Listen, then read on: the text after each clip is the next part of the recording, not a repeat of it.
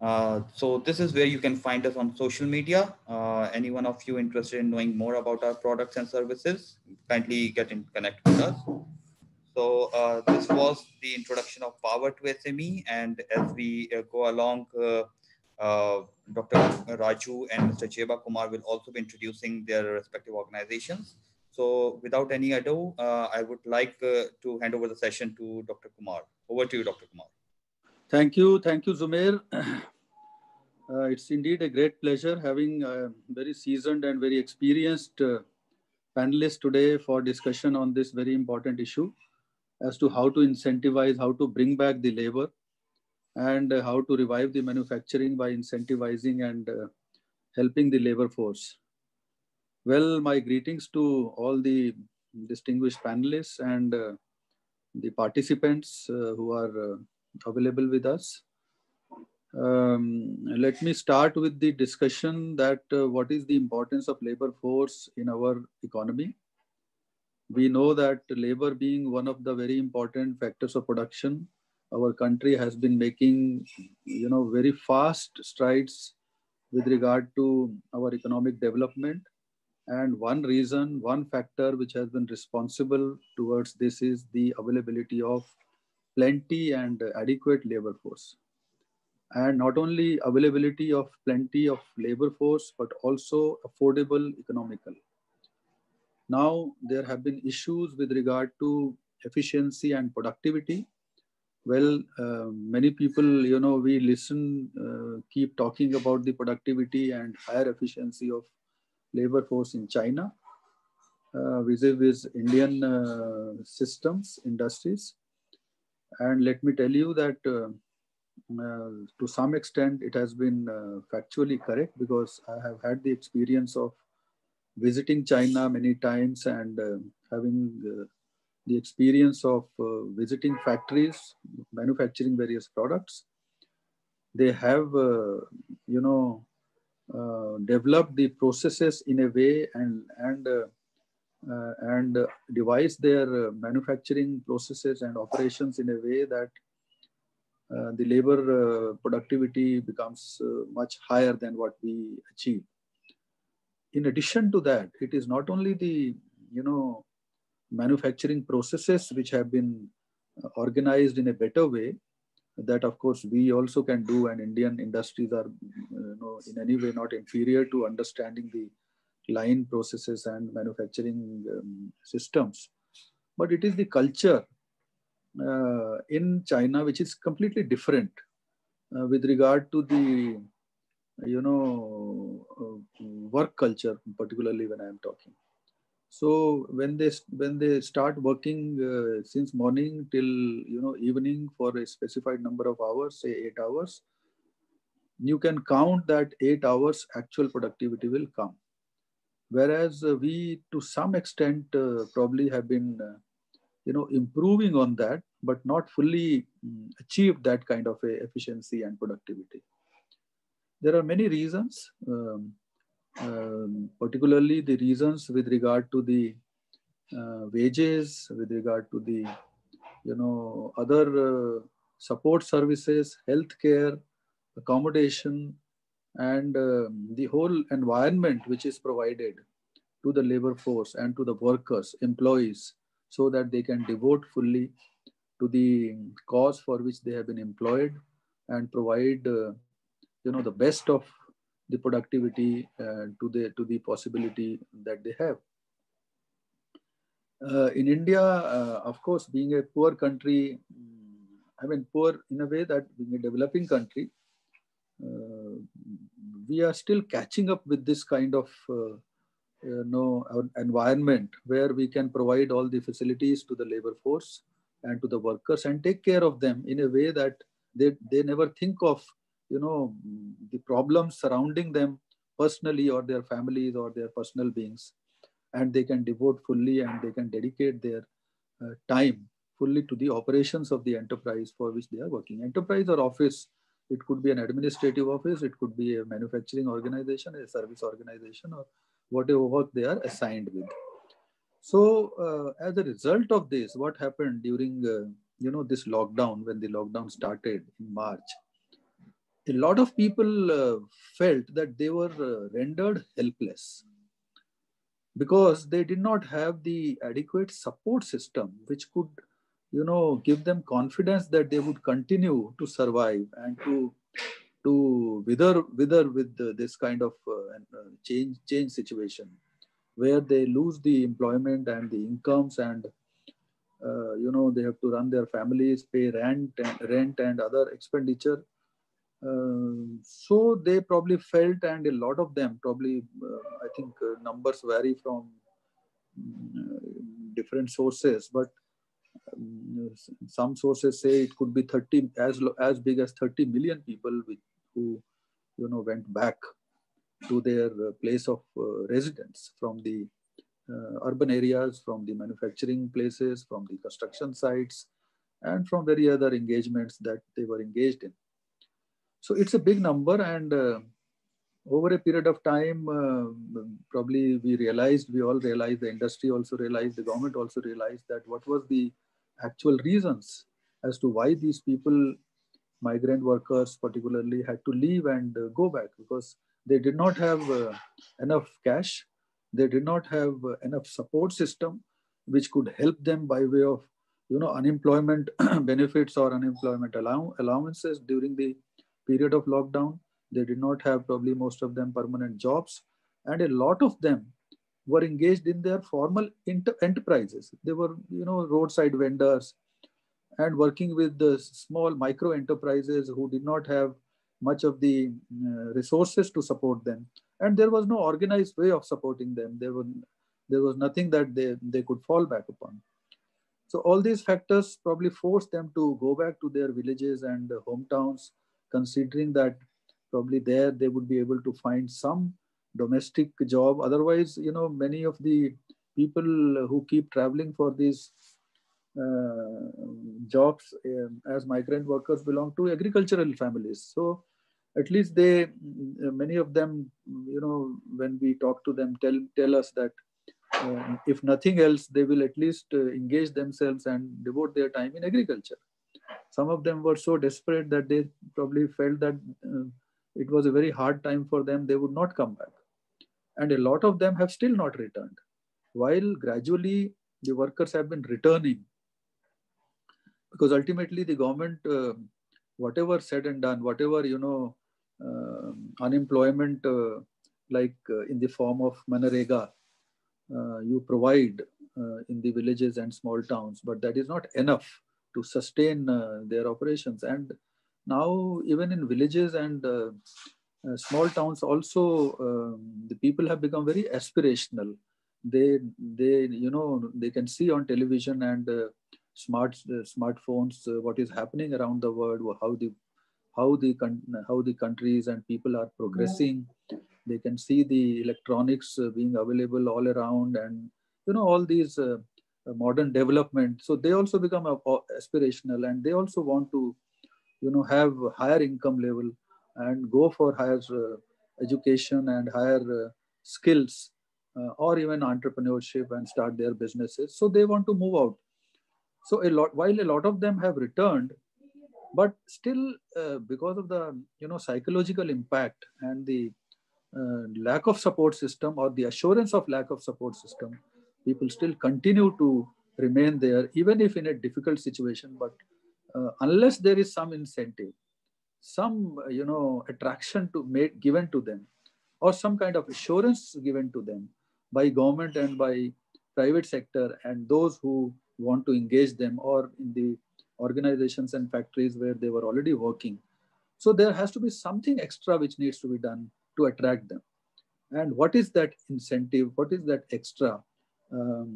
So that we can bring them back, or even the new people who are coming up, because we know every year almost 10 million people are entering the job market. They are becoming eligible to be employable.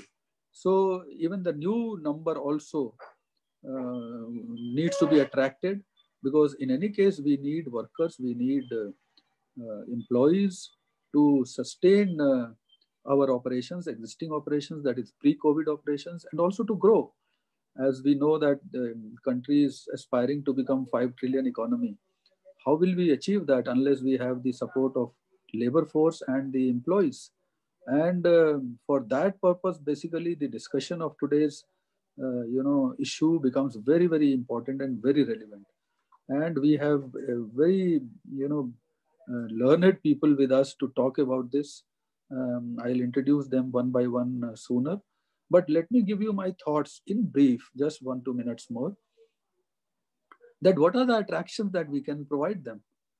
I was wondering, since morning before coming over to this platform, as to the government has done quite a lot. The government has announced 3 packages.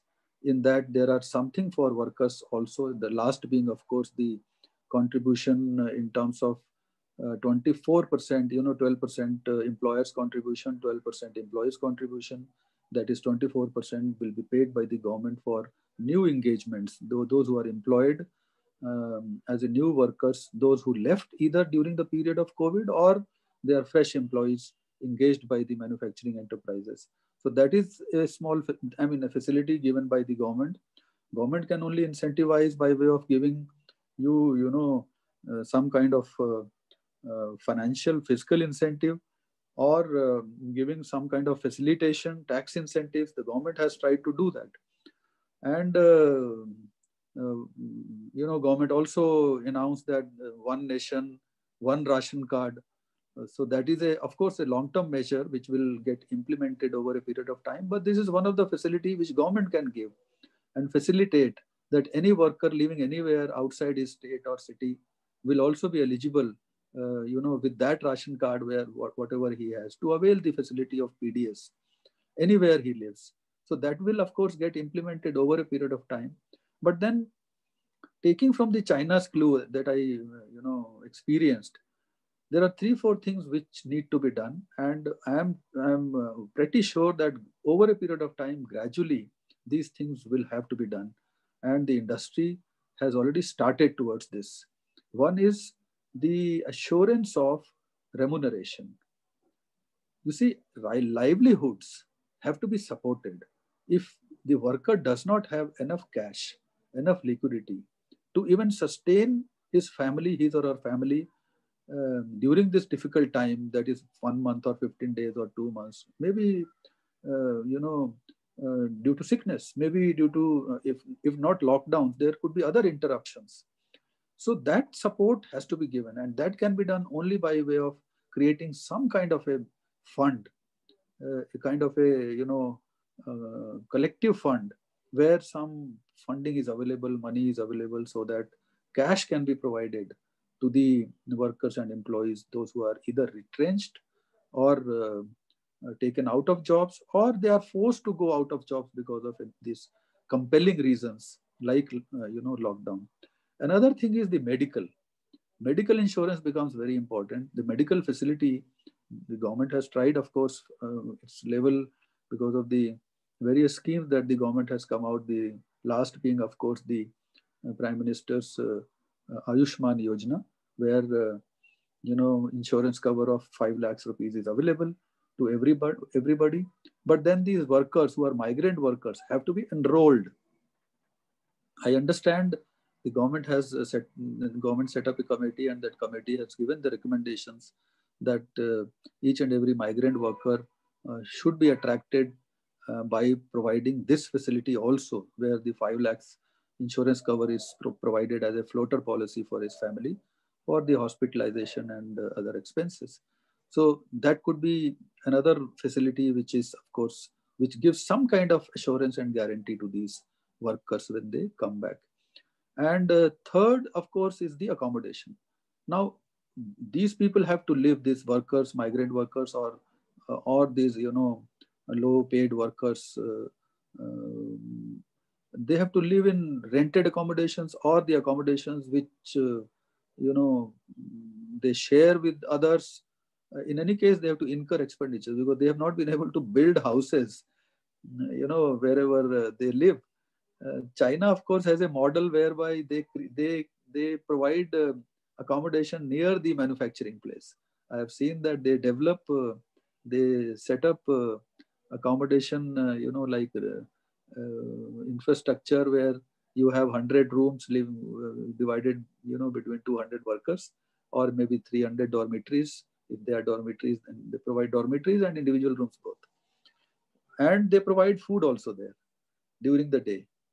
And the tea and the snacks come on the workplace, but food and everything is provided there, the community kitchen. And there is a accommodation to accommodate all the workers, those who are, of course, interested and living away from their homes. So this kind of some facility of providing community accommodation also is desirable, which can be a very reassuring way of attracting these workers and bringing back these people. I mean, these are some of the facilities which can be created, and they are not only for workers, they are basically to safeguard your own interests, the own interest of the company manufacturing, because it will give them some kind of a guaranteed availability of workforce. So we will keep discussing about these, plus and minuses. There could be many other facilities. We have, I think it's time to invite our experts now. To begin with, we have Mr. Mahendra Raju. It's indeed a great pleasure having Mr. Mahendra Raju with us. He is a very, very experienced bureaucrat. He has been, as a career administrator with Government of India with 26 years illustrious experience, and holding number of positions in the country as additional Central Provident Fund Commissioner and Regional Provident Fund Commissioners, of course. And presently he is National Coordinator of Social Security Association of India, and is involved in social security policy formulation, implementation of it, and National Coordinator, Social Security Association, and also a visiting faculty at the Department of Management Studies in Indian Institute of Science, Bangalore, and visiting professor, Department of Management Studies, Swami Vivekananda Yoga University, and various other institutions. So it's a very long profile that, he's a very accomplished person. He's a member of various associations, All India Management Association, Indian Society for Training and Development, National HRD Network, Indian Society of Labor Economics. It's a pleasure reading, all these credentials of Mr. Raju. So over to you, Mr. Raju.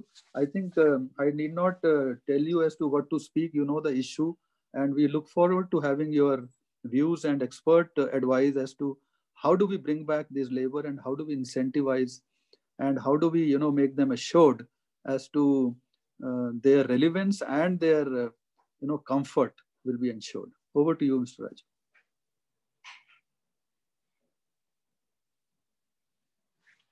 Mr. Raju? Dr. Raju, you are on mute. You need to unmute yourself. Dr. Raju? It's okay. Yeah, over to you. Is it okay? Yes, yes, you are audible now, fully visible also. Fully. Okay. Yeah. Thank you, Dr. Kumar. Welcome, Mr. Jabab. Before I talk about incentivizing labor post-lockdown scenario of MSMEs, I would want to give background of MSMEs for the benefit of the viewers and the listeners. It's not for you, Kumar, because you are in the thick of MSMEs. Yes, but I want listeners, viewers also to know a little background about MSMEs. Yes, surely. No, in fact, I will also come to know as to what is the view. What is your views about MSMEs? Yes. I think let us first of all realize that MSMEs are backbone of Indian economy. I mean, this sector contributes 8% of GDP, 40% of exports, 45% of manufacturing output, and employing 30% of workforce. And this sector has about 65 million plus units in organized and unorganized sector, which is second largest after China, and provides employment to over 120 million people, and that too mostly about 70% in rural areas. Now, out of these MSME units, it is very interesting to see 97% of them are micro units. I mean, generally, this information especially many of us may not be having it. We think that MSME means only medium and small enterprises. But interestingly, medium enterprises are only 0.01% of the total MSME sector. And small enterprises are just around 3%. And 97% are micro units. Imagine. And this encompasses 99% of businesses in India. It is something very interesting. And now, government, I think I'm just, refreshing the kind of revival measures the government of India has taken. Yes. Yeah. See, there is one organization government of India, has floated called Micro and Small Enterprises Facilitation Council. For the viewers, those who do not know, let me share it. All 36 states and union territories constituted this Micro and Small Enterprises Facilitation Council. It is called MSEFC. And this council settles the disputes of delayed payments as per the mandate of MSME Development Act. This is interesting to know that there is an act called MSME Development Act. And under this MSME Development Act, this MSEFC has been formulated, and it is exclusively meant to settle the disputes and delayed payments from the suppliers, contractors. This is very interesting. But this facility can be availed by MSMEs only if they are registered under Udyog Aadhaar Memorandum. There is one Udyog Aadhaar number.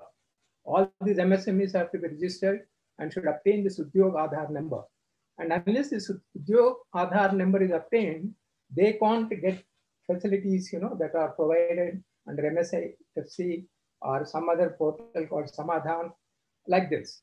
So this, incidentally, unfortunately, it is only 12% of MSMEs have registered under this Udyog Aadhaar Memorandum, which means it's hardly about 8 million MSCs have obtained this Udyog Aadhaar number out of 67 million MSMEs. Imagine, it's very sad. Unless you have this UAN, Udyog Aadhaar number, you can't get the facilities from government, the portals that they have floated. Apart from this, Reserve Bank of India also has introduced one more online platform called Receivables Exchange of India. This Receivables Exchange of India helps MSMEs in trade receivables discounting system.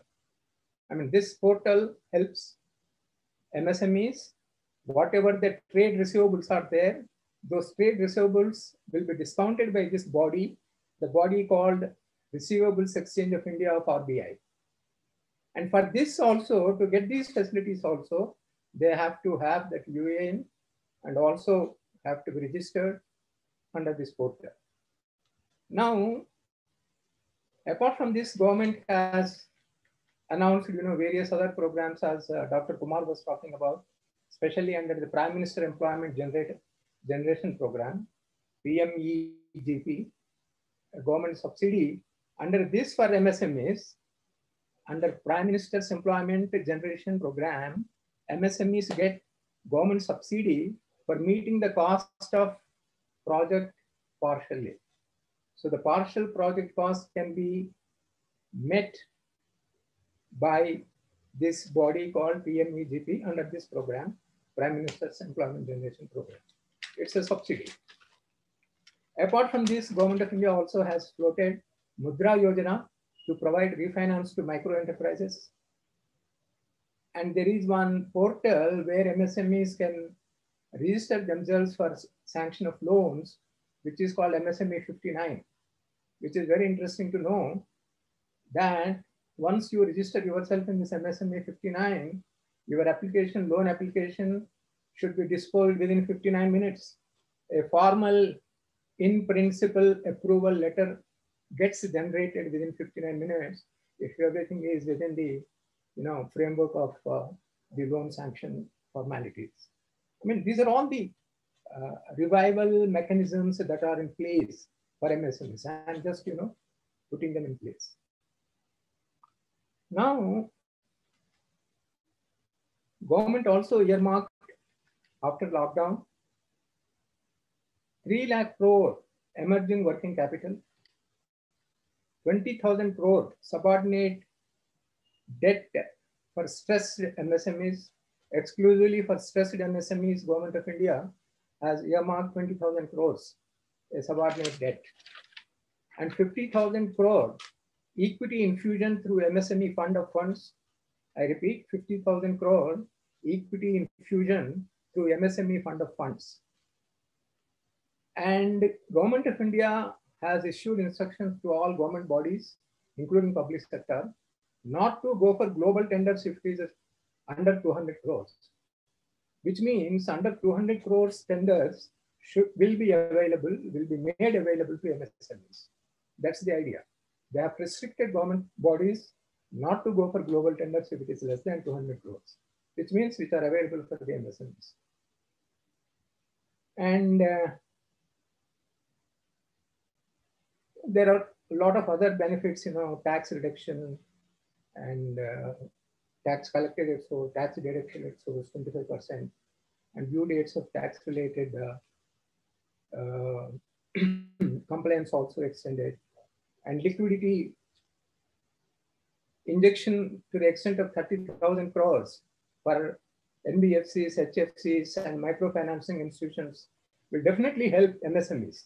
After all, when 30,000 crores have been infused in NBFC and the MFI, microfinancing institutions, definitely that fund will be available for the MSMEs, right? And that is about 30,000 crores infused into this.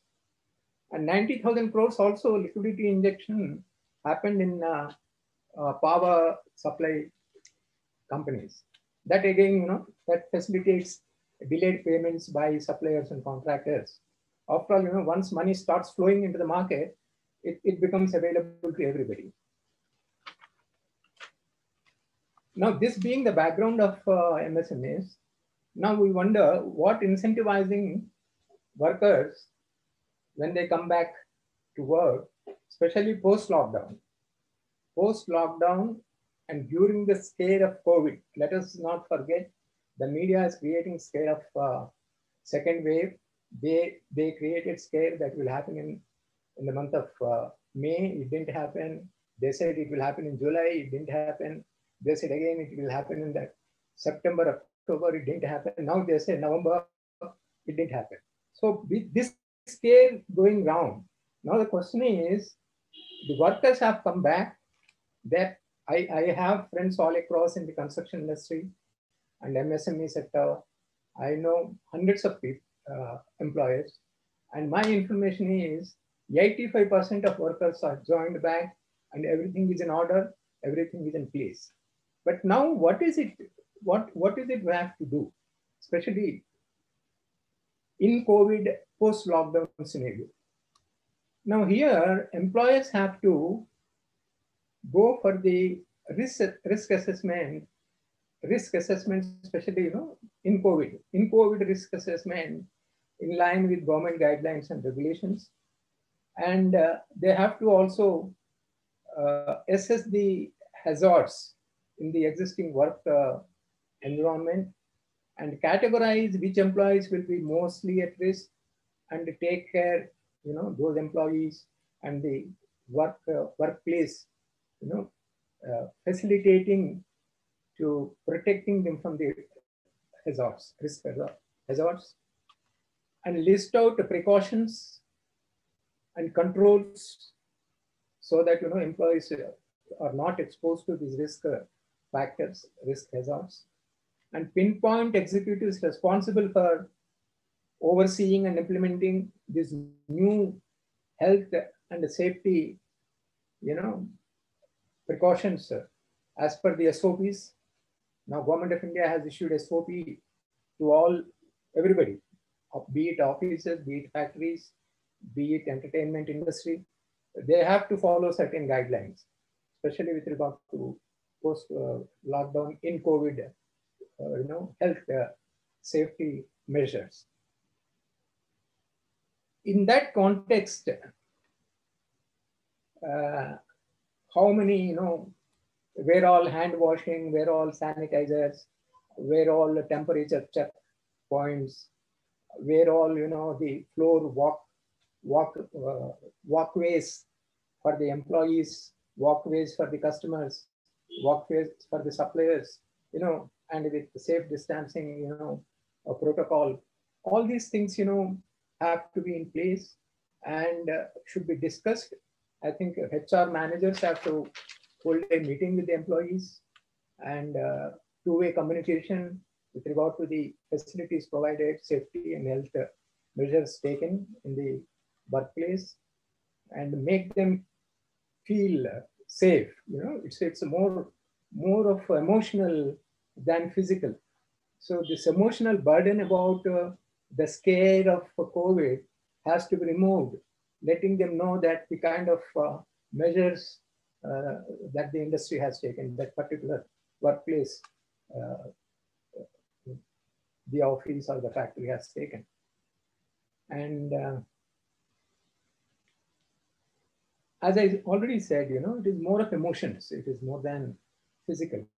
So the emotion aspect, if we have to address, now during lockdown for 2-3 months, they enjoyed a lot of freedom, no work pressure, no discipline, no time frame, the discipline. There was no time discipline. There was no work, goals, whatever, the targets that they have to fulfill, nothing. So that freedom, from that freedom, they are returning to the work. They have to return to the work. Now that we have to handle. HR people, maybe, they have to take a little more time in making them understand, the new norms will be there, new work pressure will be there, new work targets will be there. So all these things have to be talked about, so that, emotional, they should not succumb to the stress. That's the whole idea. And they are definitely worried about the boss attitude, the management attitude, because, the management has been suffering for the past several months, no income, and maybe they have been in the debt trap also. No wonder. It is a fact. All the MSMEs especially are in debt trap. So the employees also will be under stress. How the management will view them from this financial stress background, debt trap background. So the HR people in between the management and the employees, they have to easen up the situation and reduce that stress. And whatever, the payments, whatever the past salary spending, whatever, how they would be delivered in installments, whatever, a little talk by the HR people has to be undertaken, so that the pent-up emotional stress in the employees can be eased up. Now, this is what I thought, I will share. And as far as Government of India, for the labor incentives, already Mr. Kumar has talked about PF, how they have facilitated. And but returning also, many state governments have paid the train fare and all that, compensated, arranged separate trains for these migrant workers. They arrange for going, they arrange for coming also, especially in Bihar and West Bengal. So I'm sure now, if we can take care of these aspects, the workers will be at ease, and emotionally they will be at ease. And I'm sure MSMEs will be on that track. Thank you, Mr. Kumar. Thank you. Thank you. Thank you, Dr. Raju. In fact, very practical inputs. and very, very, insight of what is the actual position. I like the, words that you used, the emotional stress, removing the emotional stress. I think that Yes. is the key. That is the Yes. key to bring back people Yeah. to, everything surrounds, the stress level. Whether they are, whether they, you don't give them money, you don't give them anything, but at least give them confidence. And a Trust. smile. A Yes, smile on the face. absolutely. Smile on the And a face. pat. And a pat Absolutely. on the back. Absolutely. So I like that, input that you gave. It's a very good advice for the people to follow.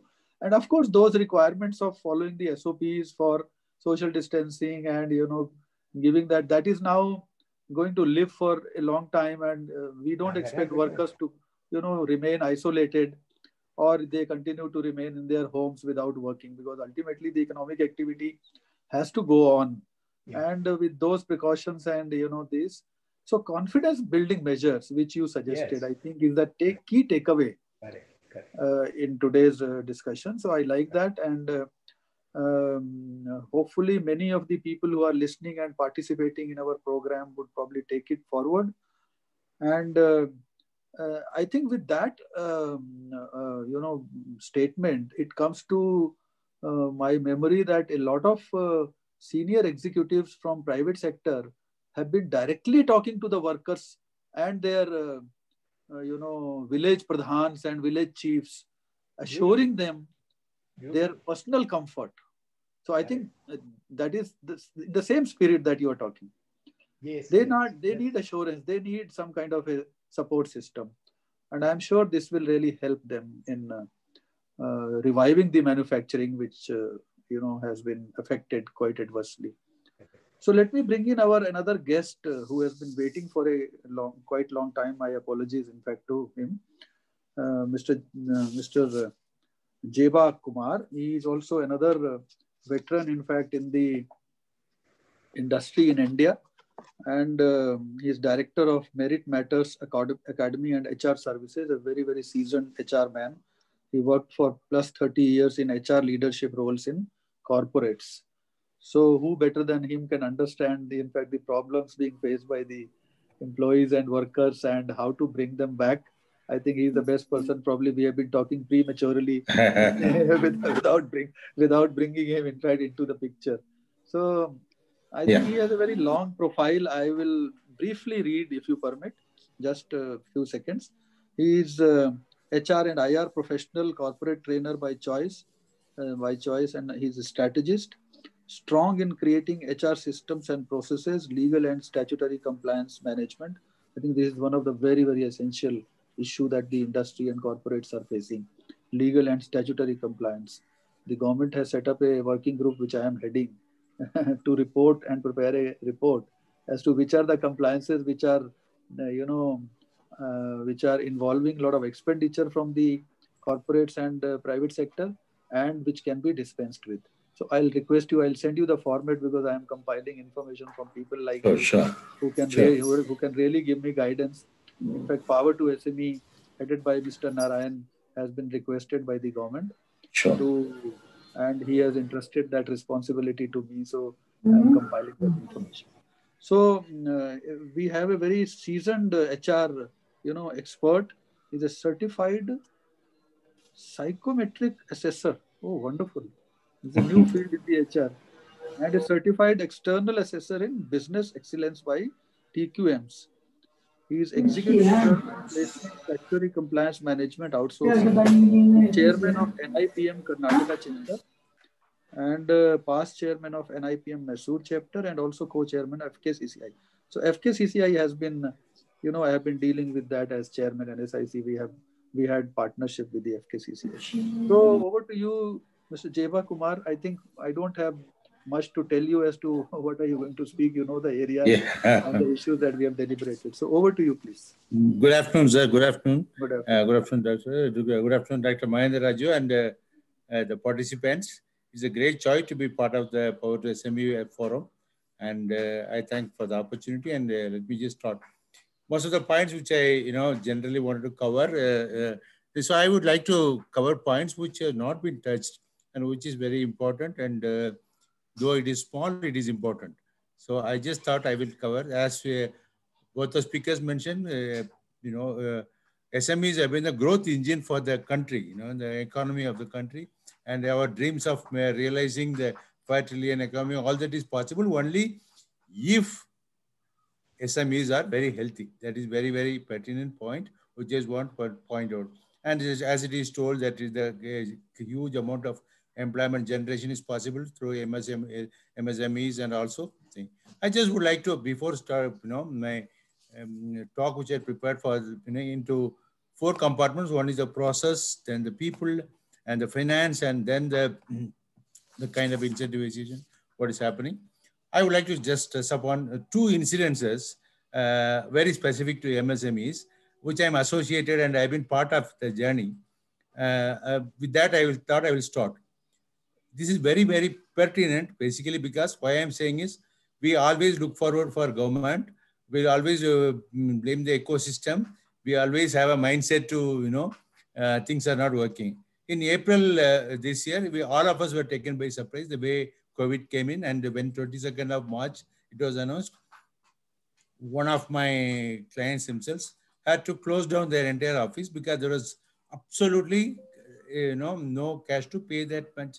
That month's salary was, they said, up to March, we are ready to pay. April, we will not be able to pay at all. It's a MSME. It's a practical problem, which you can understand. But, well, this is the status of many MSMEs, and we have to find out legally how to not to pay in the April month salary. This was true. Why I'm saying this is we are having a kind of a mindset, very, very limited. We don't have a MSME owners, most of them are living in a kind of a survival mindset. They are not thinking beyond that. 2 years back from FKCCI, which I was associated with, started a wonderful initiative along with the Quality Council of India. This is done by, in collaboration with the Government of India. They incentivize 100% this particular initiative. I think Mr. Kumar may be knowing, called as a Z certification program.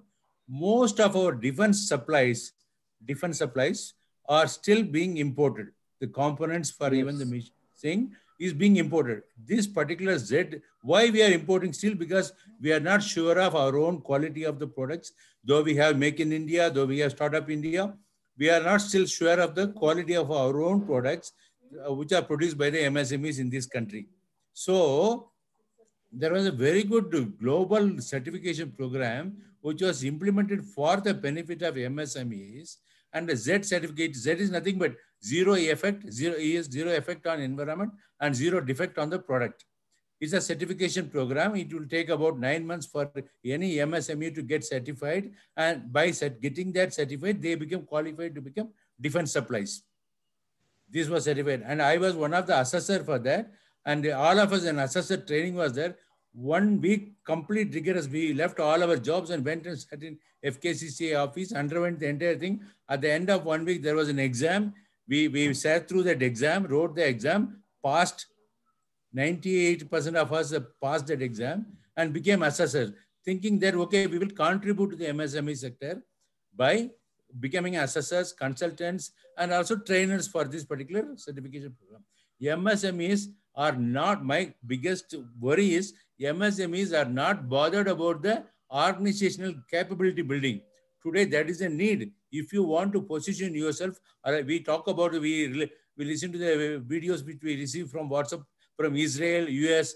Where is our capability to deliver? Where is our capability of execution? No, the entire program was subsidized by Government of India. Whoever MSME owner want to go for that certification would have qualified to become a defense supplier. But there were no takers. Not even 10% of the MSMEs had come forward to take this particular initiative and wanted to qualify themselves to become a MSME owners. That's why I'm saying that our commitment to become organizational capability builders of my organization, I should feel proud. I'm part of an organization. I should feel proud about it and then build capability for that. It was lacking. That is number 1 incident, which I was a little disappointed. Then there's the point, what is the point in cribbing about government is not providing that, people are, okay. The second challenge I just would like to bring in MSME points is that one is the credibility building. We have gone to campuses for recruitments, both as a corporate and also representing some of the MSMEs. I have gone to the campuses. The credibility building of MSMEs in this country is very, very, very low. Even for a lesser salary, people are interested to work for Microsoft's, Accenture's, Infosys.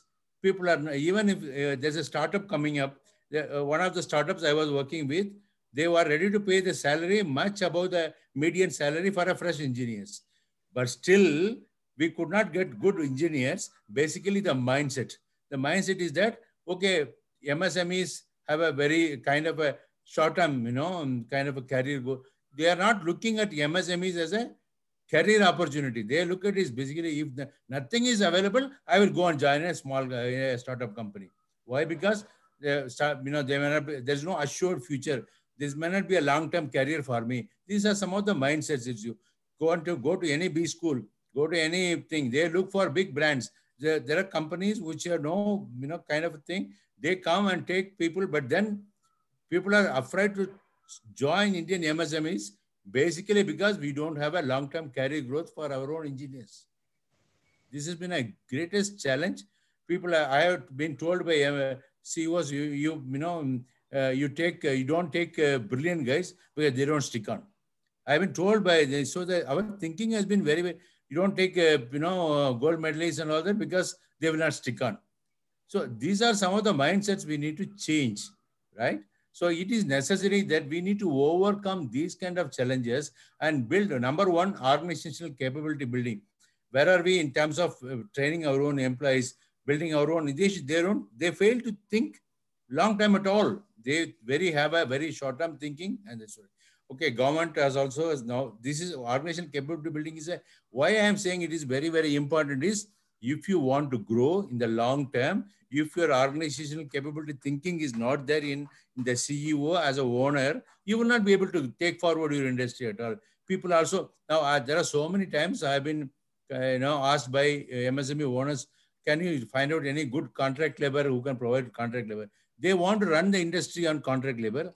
They want to pay the bare minimum wages under the Minimum Wages Act. And that too, if that is subsidized by, why not you be forward thinking? Okay, that is one. Now, government has also been doing its best. The third stimulus is being released. That's what the newspaper third stimulus thing. And statistics also show in October, between October and these 3 months, the payments has also been released by Government of India and something like 21,670 crores have been released for MSMEs. So there has been a consistent thing. There have been some delays. There have been some problems. There have been some, retaining employees has been a problem. All these challenges. But then I feel MSMEs should be more forward thinking instead of just depending on, government for everything. But also for things. But government has also done its bit. Employment generation is one area where, okay, government, as a government in a democracy country, this is what maximum they can do. They set up portals for careers. Maybe this is the first time there's a national level portal has been set up, as Mr. Mahendra Raju was telling, Prime Minister's.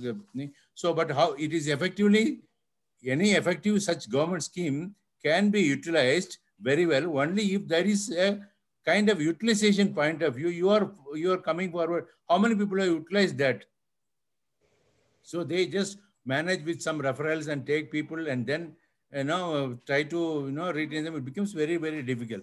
So one of the thing is organizational capability. I would say processes. Government is yet to maybe one of the things I would recommend for the government is there have been some efforts being done. There should be some integrated facilities for R&D, for some centralized go-down facilities and all that. And then the important part of one of the important thing is skill development. People are not ready to spend for the skill development. For MSMEs exclusively, there's a intensive research has been done. Skill mapping for MSME sector in India. Please go to the website. You can download it. Ministry of Micro Small Enterprises has made a skill mapping for MSME sector, which covers about 22 sectors in MSME itself. And how many of us have made any effort to develop the skills of our own employees and artisans and retain them? If you are not retaining them, then they will keep on moving. There's no point in blaming about the retention. So we should make use of, government has done its bit. Government has done its bit to train people. It has put in place skill development institute. There's an intensive research done on skill mapping, and it has been already there. But how many of us have made efforts to utilize? So there are, and then 2 years back, there are two schemes introduced. NEEM scheme, National Employability Enhancement Mission. I was associated with one of the NEEM facilitators at the national level, and we implemented it in some way in many companies. There are more than 5 lakh people were under the NEEM. But these are all corporates. Immediately they find out ways how to utilize these schemes and make it for their benefits. But how many MSMEs were ready to take that? It was a 2-year scheme at that point of time to take freshers, train them on the job, and they may not cover under any statutory benefits, give them a certificate, and enable them become employable in any industry. They will give a certificate. That's all. They need not given even a job. If they're needing this, they can give a job. So these are some of the schemes government has very well thought of and put in the scheme. We are not effectively utilizing this scheme. This is my thing. As a HR person, I always felt that there's no kind of an instinct where we have a thing for always a limited mindset, a kind of a survival mindset, which limits our growth. That is my grievance about the MSME sector. Secondly, there's another scheme. Now also it is in place. Government introduced a NAPS, National Apprentices Promotion Scheme. This is a scheme basically to, Mahendra Raju rightly said, there are 12, and also I think Mr. Kumar also told that 12 million people coming out for jobs and no other country in this world has got this kind of a privilege. So many people are entering the workforce, untrained, not yet ready for the job. But there are schemes. Take them, train them, make them employable, make them work for you for the first 2 years. You need to train them. Of course, these are all OJT schemes. Like in Japan and Germany, they all came up with their industry in the the early years of industrialization, basically because of these on-the-job training, OJT schemes. And today we, as an industry, we have failed to utilize the OJT schemes in our country. These are two very good schemes which I was associated. I think MSMEs failed to utilize it. Corporates utilized it and they are utilizing it. They're saving a lot of money. MSMEs have find out some ways, some short ways, utilizing contract labor or getting people through their known sources, but not utilizing it effectively for the benefit of the people and also for the industry. There is a lot of thing about there is also certain amount of incentivization expected from the government, which anyway the government has been making it very visibly available. And as far as COVID is concerned, COVID came as a great challenge. Yes, the post-COVID era is going to be different, and people are getting used to the work from home. And in manufacturing, it is something not possible. There are ways where IT industries have found out ways, but there are certain behaviors, as it was told, SOPs are all in place, and it is necessary that government now has implemented the thing, but then implementation is again with the thing. It is not. I have seen so many companies already not very much adhering to these SOPs and not following in the interest of their own employees, and then land up in a problem. Then we are always, after that, we try to undo the things and then run beyond for problem solving. Why don't you prevent the problems? We don't, so we don't believe in the prevention mechanism at all. And this is what happens in most of the times handling labor, people, productivity is low. Productivity is low because we are not trained our people. Productivity is low because we are not established performance metrics. So these are some of the ways where we can train our people, make them perform better, enable them perform better. This is what MSMEs, I would say that government has got, it's done its bit, not only just giving money, but you cannot expect government to pay salary for your people. But at the same time, but you can also expect government to incentivize salaries. That has been done. PF money is being subsidized. That has been done. Training facilities have been provided. Defense supplies is a huge opportunity. People are sitting on it. We are not utilizing it. So these are some of my thoughts, and there's a lot can be done still by government also. There's a lot can be done by integrated facilities which can be provided where there is no, infrastructure has to be made, and the government has also made a certain amount of efforts to enable the industries to utilize these schemes. And one of the things is very much important is the technology adoption. Now, as we all know, today, if you are not adapting to the technology, you'll not be. There are so many forums who have been implementing the kind of ways where we can adapt to the new technologies, digitalization and all that. But MSME's take on these things is also been very limited. We should work towards, maybe if they want a partner, there are organizations like about SME to help people, and they should utilize it, come forward fully, and not totally depending upon the government to, subsidize everything, but at the same time, make them aware of the things. And as far as people utilization is concerned, there's a portal available for employment generation. There are schemes available for training, apprenticeship, employment generation, and also building the employability skills, making people job ready, and the kind of fresh talent has to be. I always get a request from CEOs, you get me experienced people 3-4 years. Why don't you take a fresher and train? No, a fresher will be very difficult. Why don't you take that 1 year struggle of training the person? No, he will leave. Yes, if you are not keeping him happy, if you are not able to retaining him, if you are not, your hygiene system, ecosystem in your company is, but if you provide a long-term growth, assure him that he will be made an operations manager in 2 years. He will become the chief executive in 10, 15 years. He will stick on.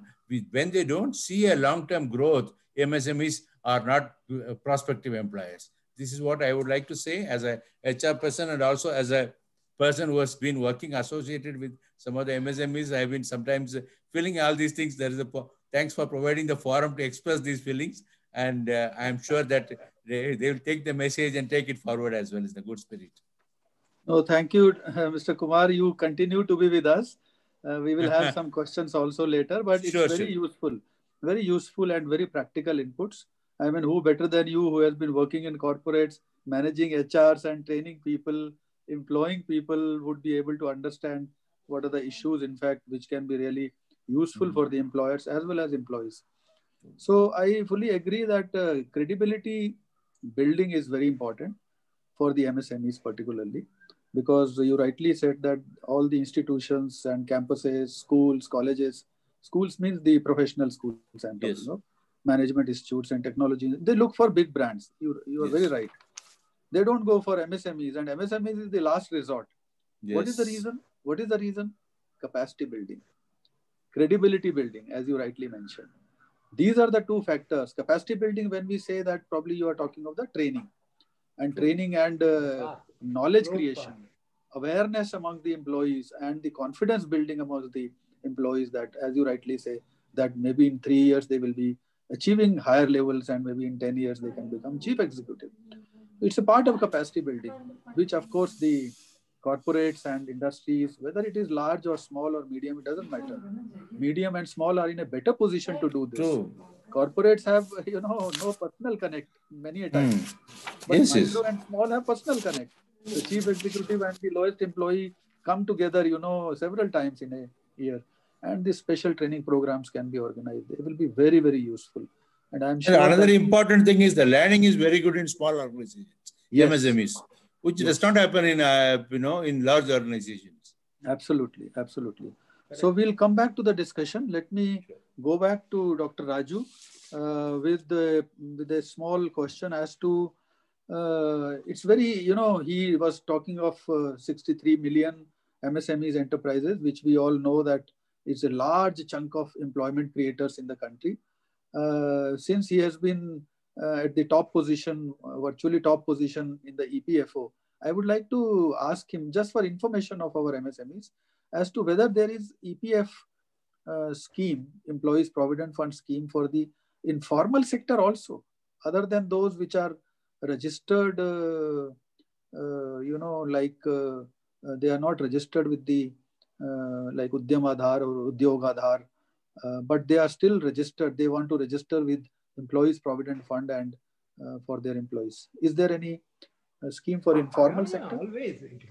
There has been, even if the companies, the MSMEs, which do not have the statutory limit, even then, they can come under the EPF as a voluntary, even if they have 4 people, 5 people, 6 people.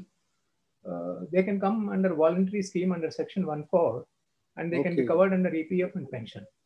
Wonderful. Absolutely. No problem. And the second question is for the corporates and for the exempted, enterprise and exempted corporates, exempted from the requirements of the EPF, since they have their own trusts and their own, funds. There was some controversy going on with regard to the employees' family pension scheme. They were demanding some higher level of employees' family pension. What is the status of that? It is in Supreme Court actually. Okay. So the Supreme Court, unless it takes a call on that and gives a judgment. But otherwise, the issue is, the companies have been complying only to the extent of the statutory limit. Okay.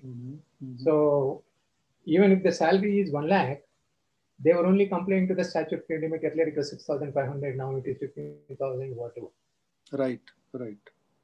But now the provision is that they can contribute to the extent of their salary. So if it is 1 lakh, out of 1 lakh, 12% can be deducted and 12% can be contributed by the employer. I see.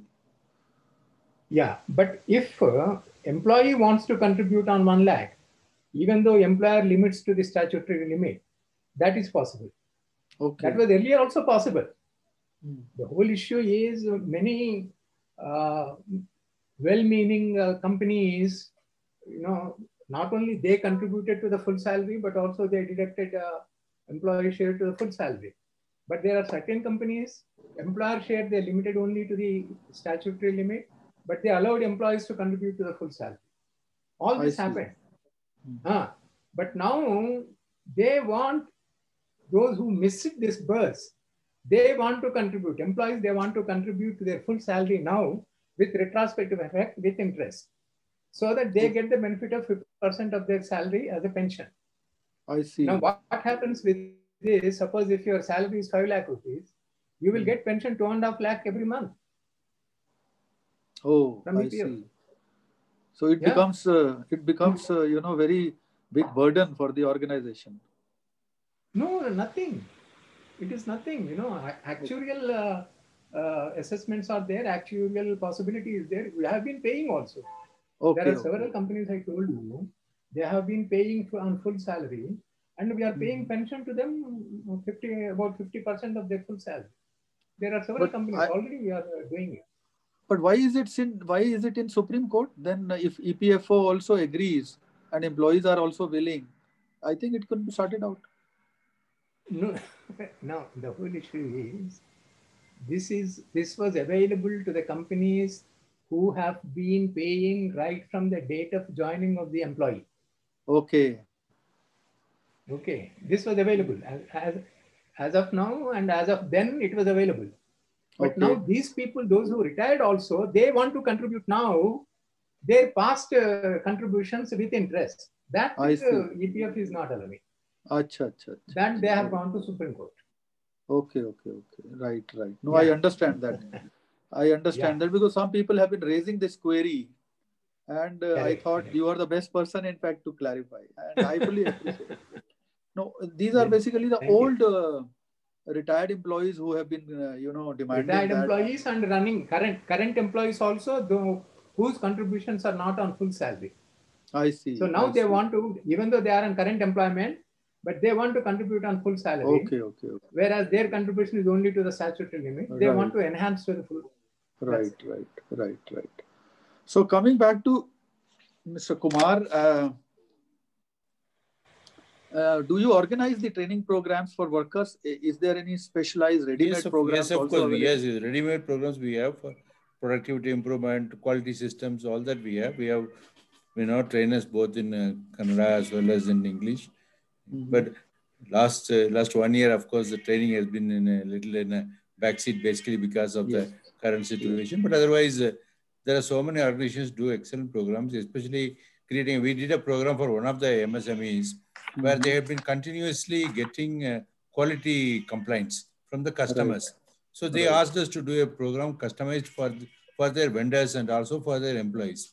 And we identify the need and we do such programs. Right. So thank you very much. I think we have had a very useful deliberations. We will have some questions probably if they are there. I will hand over to Sodamini and Mr. Zumair.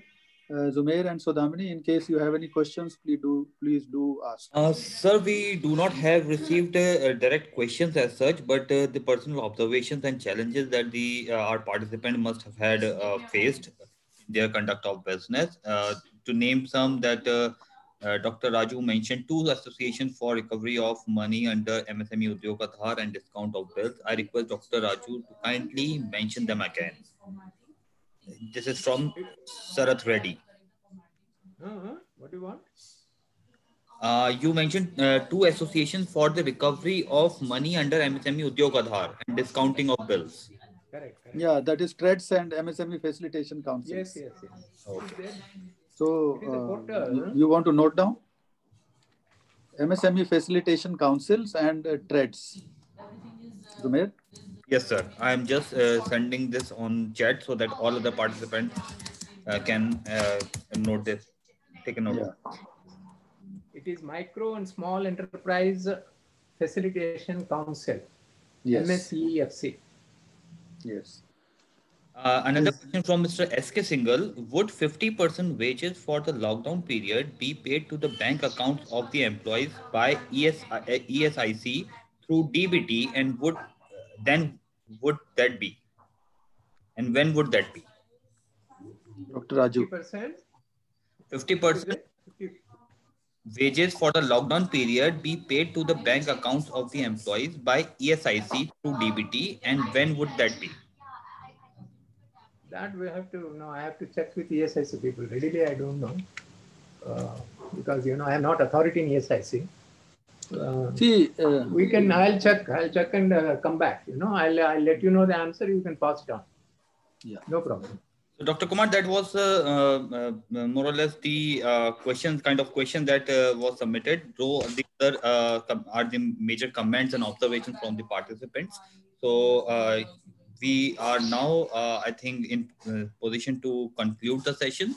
So, okay, Zumair, I think let me thank Dr. Raju and Mr. Kumar for the very, very enriching discussions and information that they have given. I think we could not have had better information and guidance and inputs from any other person than these 2 veterans and experts in the field of HR and particularly the employment.